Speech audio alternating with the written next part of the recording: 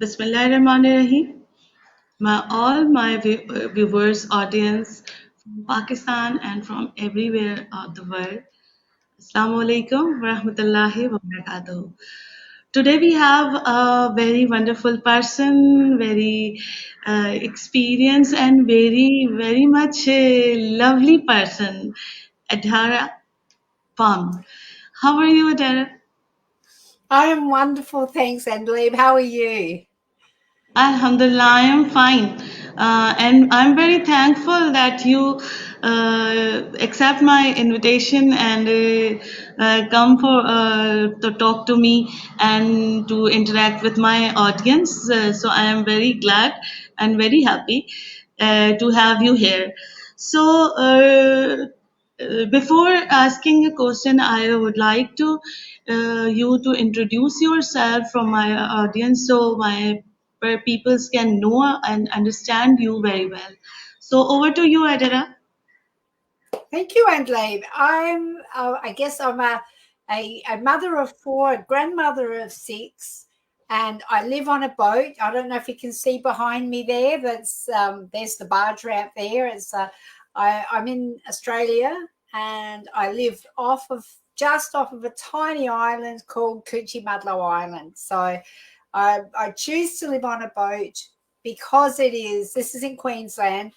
It's a lifestyle choice that I make because I like to be self-sustaining as much as possible, living off grid. So I'm generating my own electricity, and I don't have rent or mortgage to pay. So it's very cost-effective living, and it's just a beautiful lifestyle. So I catch my own fish, and I can talk a little bit more about that as we go. But a bit of history. I've got a background in community development and adult education, and to sustain my lifestyle, I do a lot of work online. So I love connecting with people from different cultures from right around the world, which is why it's my absolute pleasure to be here talking to you today, Adleeb.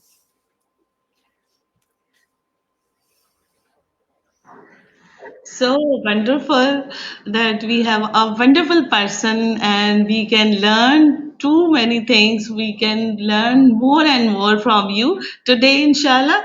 So I would like to ask a question that what is a secret? What is the secret of your health? I think you are 60, around 60, and you are so healthy, so beautiful. So what is the secret of your health?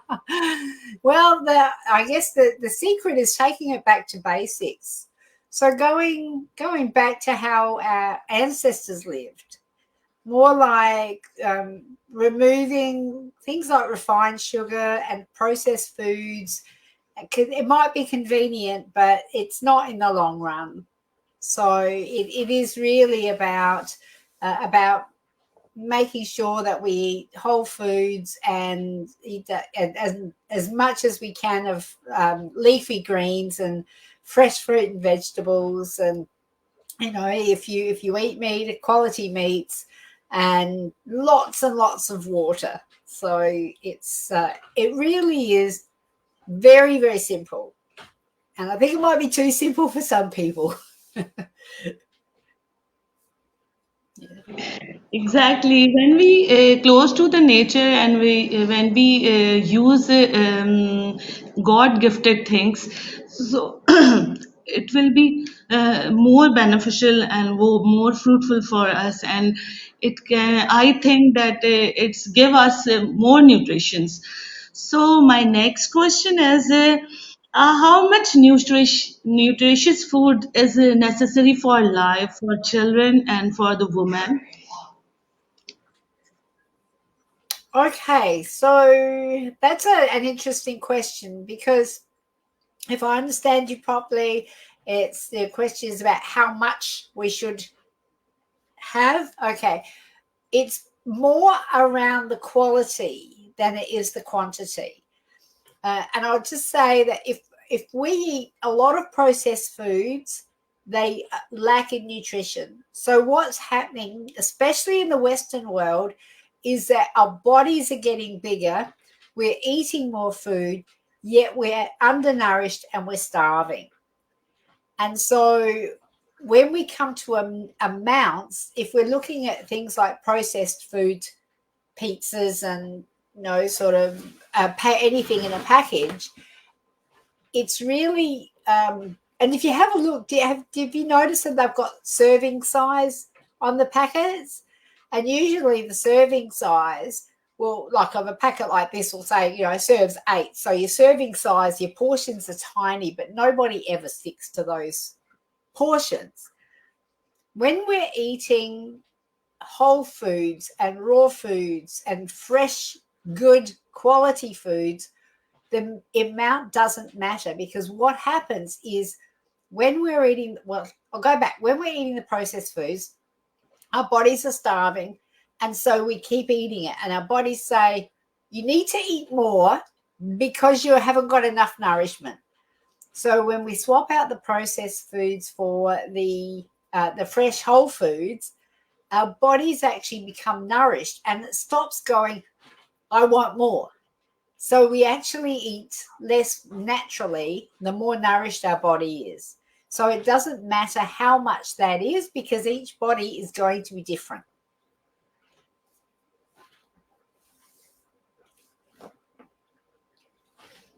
Fine, fine. Very nice.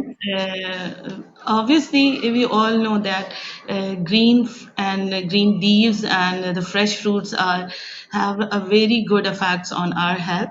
So, I would like to ask you how a person in this world when everything is so worst going on, how a person live her life happily.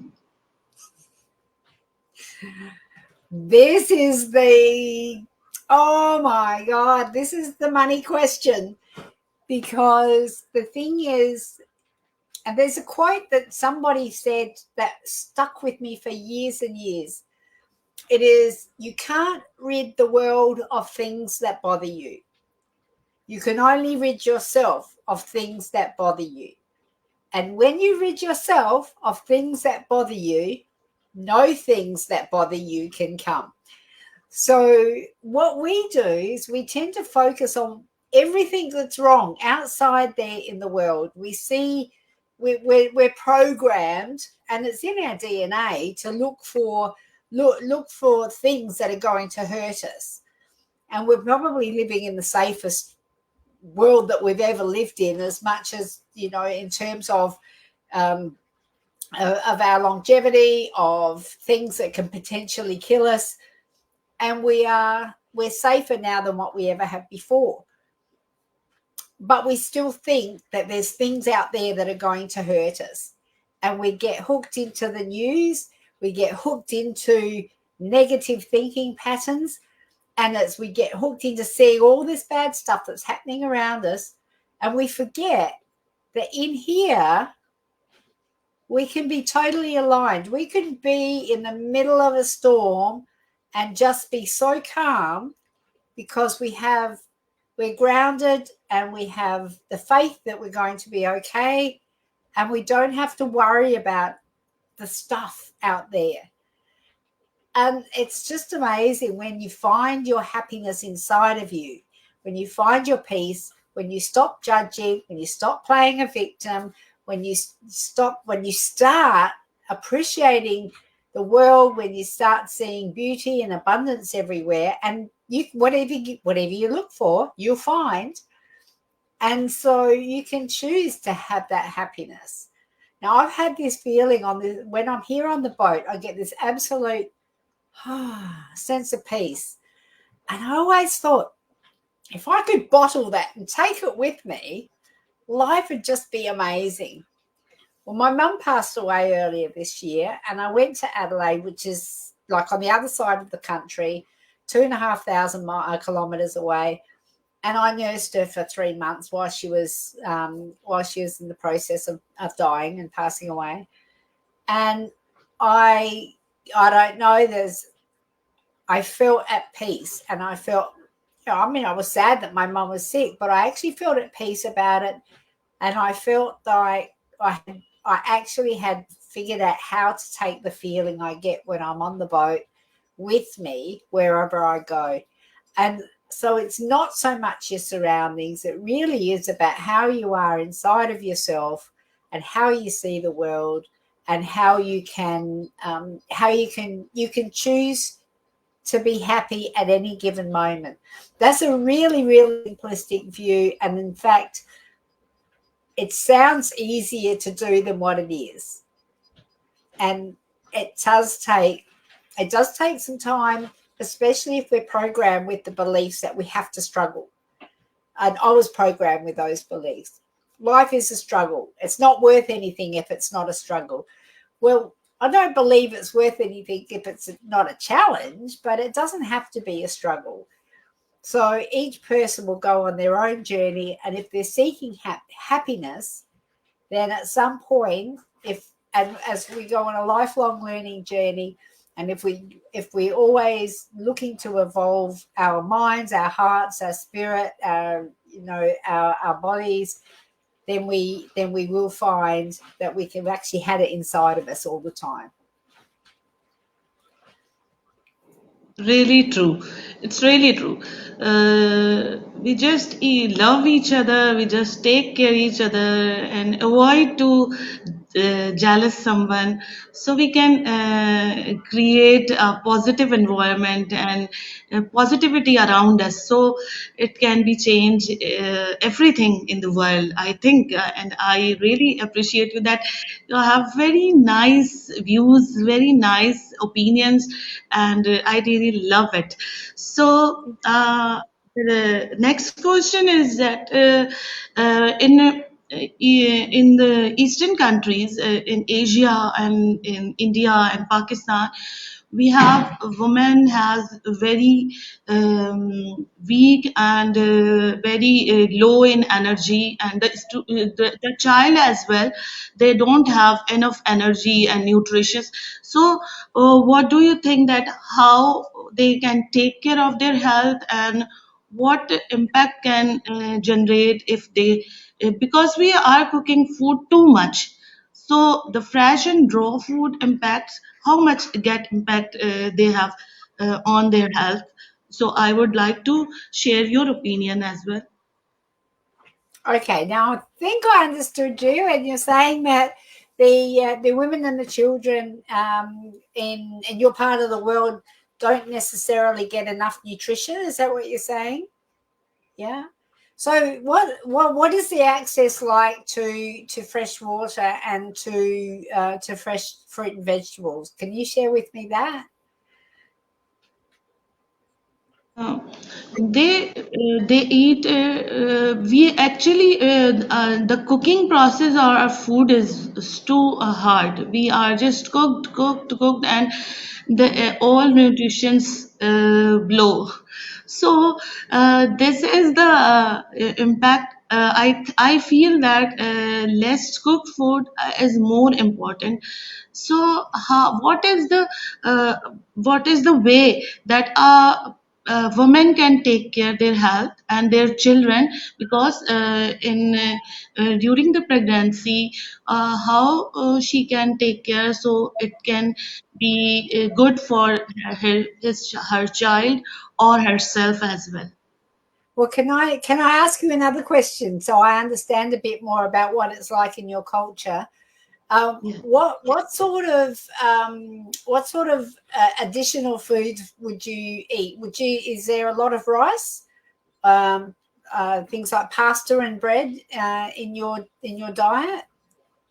Mostly we are mostly in our city life as bread and baked food are very usually we use, and obviously junk food as well. The people and in this age, in this era, all the young girls, mostly newly married, like to eat pizza, burgers, there, and that's why the conceiving problem is generating so much nowadays. So, which food and what lifestyle is supporting them? Hmm. Okay, well, thank you for clarifying that, Andrew. I think the thing to remember is that with junk food, as you say, baked foods, um, things like pizzas and hamburgers, it's more important to include the good stuff than it is to remove the bad stuff. And the reason I say that is if you think about people who go on long ship journeys, like in the back in the day, when they would go, people would take their their fresh fruit and vegetables. But if you're going on a long journey, you run out of them very, very, very quickly. And so sailors didn't get scurvy because they were eating burgers and pizzas. They got scurvy because they didn't have access to the fresh stuff. And so my advice for people who are looking to improve their health is to add in the good stuff rather than taking away the not so, well, I call it fake food or the junk food. So it's better to add salads, or like you said, you think that maybe people in your culture might overcook their food. Um, but I think if you can have introduced maybe some raw foods or some lightly cooked foods rather than really cooked foods, heavily cooked foods, and definitely salads if you can, if people can. So increasing that, and whole foods, fresh fruit, and then increasing water as well. So if you can have quality water wherever you can, the best quality water that you can access, and the best quality food you can access, then the other stuff that you're saying about the newlyweds maybe not eating, not having the best diet, would be to not say no, not having any junk food, because sometimes that's a little bit, we tend to rebel against things like that. I know I did. But to say we'll just add in some of this stuff, which is easy to do because you're not asking anybody to take anything away. And as your body gets more and more nourished, you'll find that the need or the desire to have this other food tends to drop away. And then eventually it's usually a naturally and a normal process by which you've come to replace the fake foods or the foods that don't nourish you with the foods that do nourish you. And my mum has had a little saying, and I loved it. It was, "Don't eat anything that hasn't seen the sunshine." So that's a guide. So wonderful. It's really true that you are saying about the food and about the habits exactly. Our habits make us difficulty for us. So my next question is about exercise. How much exercise a important part in the life of a person? Okay. Uh, if you're looking to do some weight management or releasing weight, or just generally improving your health. So, say if you're, for example, I have a 90-day challenge that I run, which is a lifestyle challenge, and it comes out of a company called Mind Valley, and it was developed by a man called Eric Edmeades, and it's called WildFit. And so I'm a coach. I'm a certified WildFit coach. So I run a challenge, and during the challenge, you don't have to exercise, because what your body is doing is we go through a process where we reset our body and we reset our taste buds, and then at the end of the challenge, it's always intentional movement is always encouraged. If so walking daily, or doing some weights, or but nothing that's going to send you. One of the things, if you exercise too much, so in terms of, if you're asking this question so that it's like you can out train a poor diet. You can't out train a poor diet. But when you go to the gym and you really get into the gym, you do a lot of physical high aerobic exercise, your body can quite often think that, if you think about our ancestors and like they're being chased by a leopard or something, and you go into like, because your heart's racing and you're doing all this stuff and your body's going, well, something's wrong. And it's then your body goes into stress mode. And when you're in stress mode, you're not healing. You're not releasing weight. You're releasing cortisone, which is stopping your body from just from working properly. So there's a few things to consider. And while some exercise is really good for you, and it depends on where you're at in your health journey as well, if you decide that you're going to go and start doing aerobic classes or running 5 kilometers and you haven't really done a lot of work on your physical well-being in terms of your health and your diet and your lifestyle, then that could work against you. But if you have, and you are fully nourished and you know that you've got enough nourishment in you, then you could do it probably quite easily and your body's not going to freak out. So I guess what I'm trying to say is, if you're at a standing start and you decide that you're going to go to the gym, don't get into it like that, or don't start running marathons. Just make sure that your body has enough nourishment first, and then you can sort of do some intentional exercise. And that might mean walking to the shops instead of driving, or it might mean taking the stairs instead of the elevator, or it might mean, going for an extra and walking for an extra kilometre, if you're having a morning walk, but not running up a hill. So if that makes sense. Fine, fine. So, what is the duty of WildFit coach? As you are mentioned that you are certified WildFit coach. So, what is Mm-hmm. the meaning of this terminology, and what is the work for the WildFit coach? Okay. Well, I've been blessed to have been introduced to Eric Edmeades and the WildFit program. And so I've studied the program. I'm also a coach. I was a coach before I did the WildFit program. So I wasn't a health coach. I did hypnotherapy and neuro-linguistic programming, so NLP. But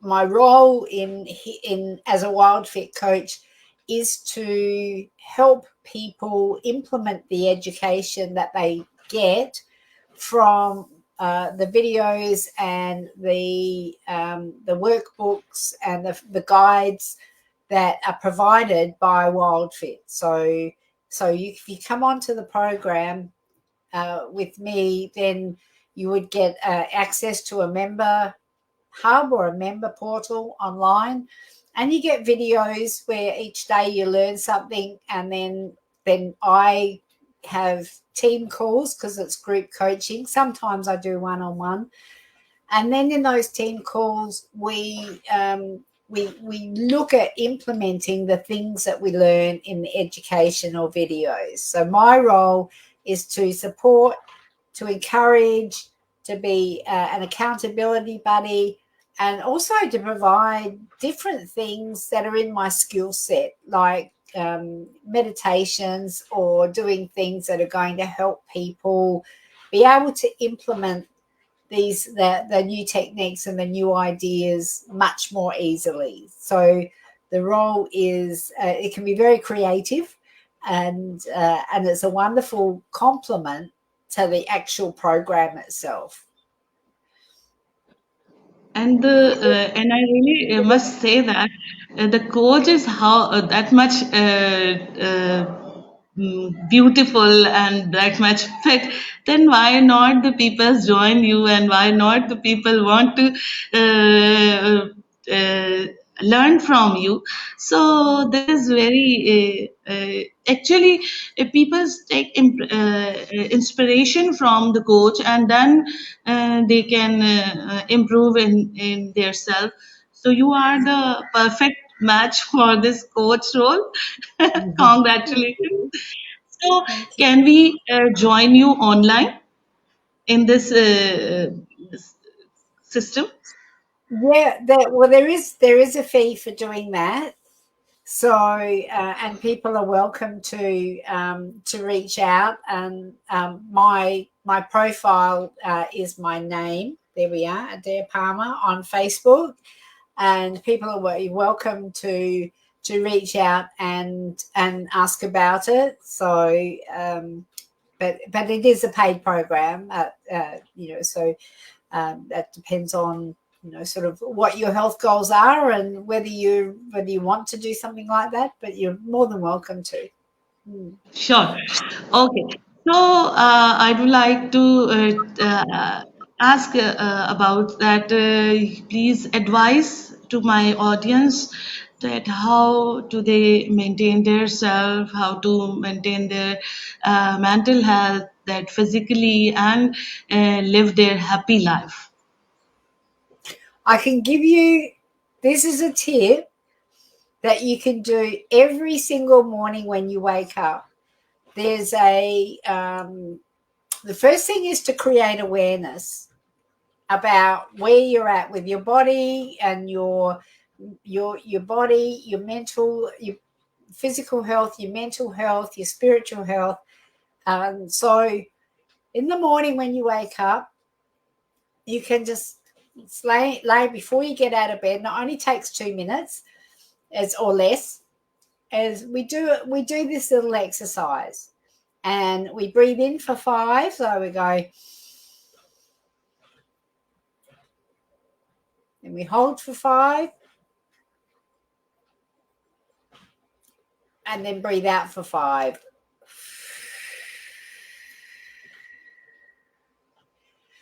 Do that 5 times, and you'll find that you calm your nervous system, because quite often we wake up with our minds racing about the things that we have to do for the day, or we haven't shut everything off from the night before. So that's the first thing. If you can breathe, do the 5 by 5 by 5 breathing. And the second thing is do a body scan. So from the top of your head to the tips of your toes, mentally run your awareness right through your body and just feel where it feels loose and relaxed. If there's any little niggles or aches and pains, and just be aware of it. Don't make any judgment of it. Just be aware of it. And then when you've done that, you don't have to do anything. All that is creating awareness. So the breathing is for like grounding you and keeping you centered. The body scan is for creating an awareness of what's happening in your body. And the third thing is think of 5 things that you're grateful for. So before you've even gotten out of bed, and it could be something as simple as like, I'm grateful that I'm breathing. And I look out of my bedroom window and I see the water, and sometimes I see dolphins and there's turtles out there and dugongs, and I go, oh, I'm so grateful. I can be grateful for that every morning.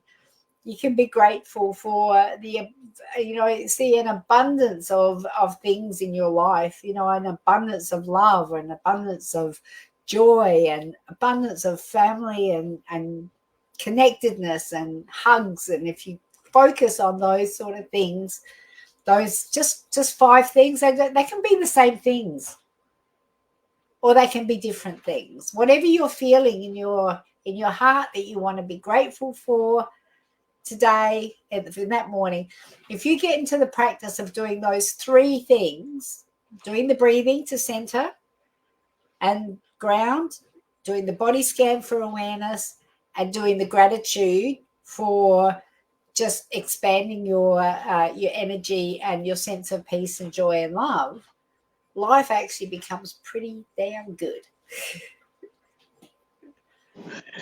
Thank you so much. That's great. Your advice is very wonderful, and I think I must follow it.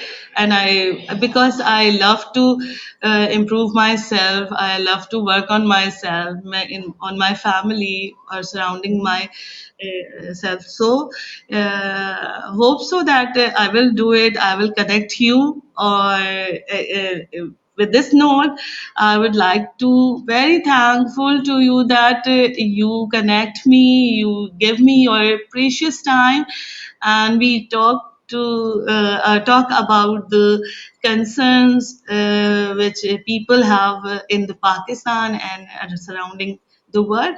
So I am really glad and very happy to see you here. Nice to meet you. That is for today. Soon we will have a new guest and will come back till the next time. Allah Hafiz. Bye bye. Bye. Bye.